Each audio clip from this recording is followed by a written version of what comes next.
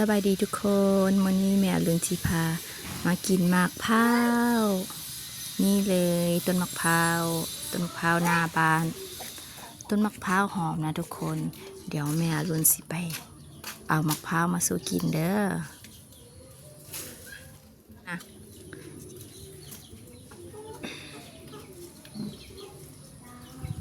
แซงนี้เป็นกินแล้วนะทุกคนตัวแซงนี่กะ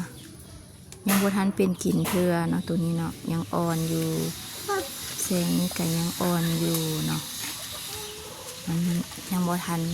ได้เป็นนวลเนาะตัวนี้มันพอดีกินเนาะทุกคนยังเหลือ3 มาก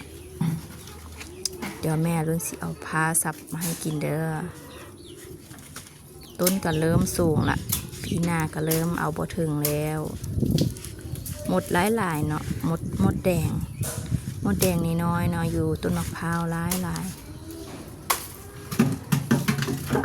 แม่ดูสิกินหน่วยหนึ่งกินหลายกับอิ่มเนาะกินหน่วยหนึ่งกินคนเดียวหน่วยมันก็จะประมาณนี้เนาะบ่ใหญ่บ่น้อยพอดีกินเลยประมาณนี้เลย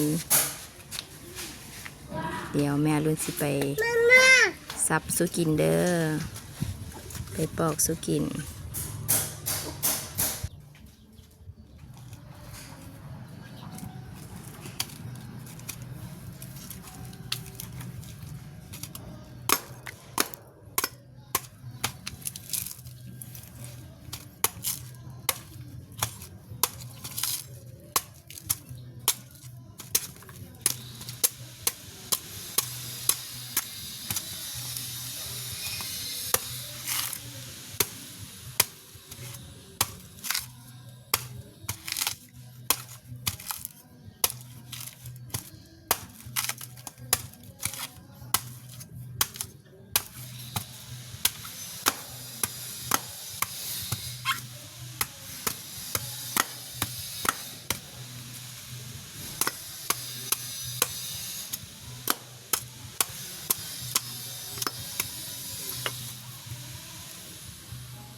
เบื้องนวลทางในทุกคนกำลังอ่อนๆเป็นตาแซบเลย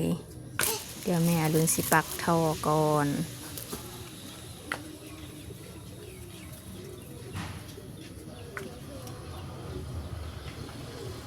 น้ำมันกำลังหวานเลยทุกคนแซบ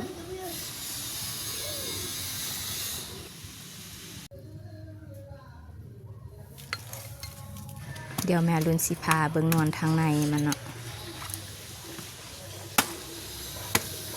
เป็นตาแซบบ่นวลทางในมัน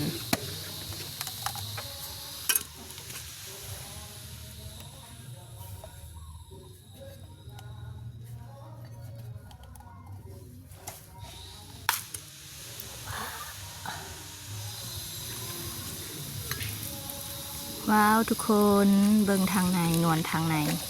กำลังเป็นตาแซบเลยเดี๋ยวแม่อรุณสิวัดมาให้กินเบิ่ง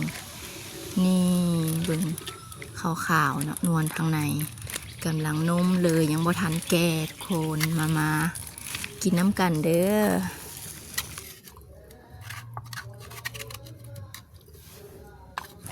หน่วยน้อยๆแต่ว่าแน่นในเนาะ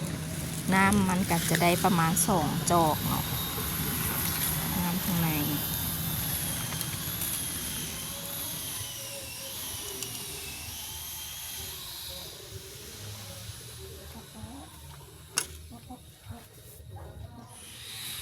เดี๋ยวแม่ลุงซิมพามาสมส่วนต่อเนาะตัวนี้จะเป็นหมักพุกนะทุกคนหรือว่าหมักเกียงใหญ่ปีนี้มันยังบ่ทันมากหลายปานใดมีแต่4-5 หน่วยแต่ว่าก็ได้เริ่มเป็นกินแล้วก็แม่รุ่นยังบ่ทันได้กินจากบาทหน่วยตัวนั้นมันสงสัยแมงเจาะเนาะเดี๋ยวสิลองสูบลงมาก่อน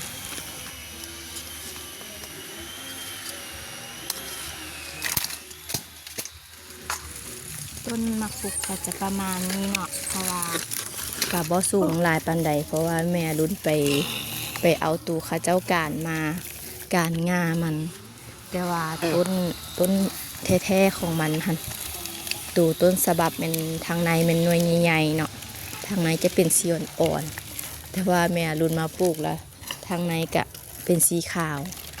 ดนๆก็เป็นสีอ่อนน้อยนึงแต่บ่หวานเนาะส้มๆพอดีกินส้มเนาะตัวนี้ก็จะเป็นหนานผักน้อยเนาะบ้านแม่รุ่นเลี้ยงไก่แน่แต่ว่าไก่บ่แพเนาะบ่แพหลายปานใดดนๆก็ได้ต้มไก่เทื่อหนึ่งตัวใหญ่ๆนะตัวนี้จะเป็นพ่อพันธุ์แม่พันธุ์ไก่เลี้ยงแบบธรรมชาติเนาะเพิ่นก็ตอนเช้ามาก็จะเกลือไก่ตอนแรงเพิ่นก็จะไปตอนสวยก็จะไปหากินเนาะกินกบกินเขียดแถวบ้านเนาะลิ้นยวนก้องกบเอากล้วยแต่ละมือก็ไรตัวไก่ก็บ่มีเวียกอย่างนะตัวไก่ก็มีแต่ออกหากินตอนเช้าก็เกลือคาบหนึ่งตอนแรงก็เกลือคาบหนึ่งมะกล้วยนี่ก็เริ่มมากละจะเป็นมะกล้วยอย่างบ่เป็นกล้วยน้ำเนาะจะเป็นกล้วยตีบเนาะบ่เป็นกล้วยน้ำสุกขาต้นแล้วจึงเอาลงมานะมันจึงแซ่บ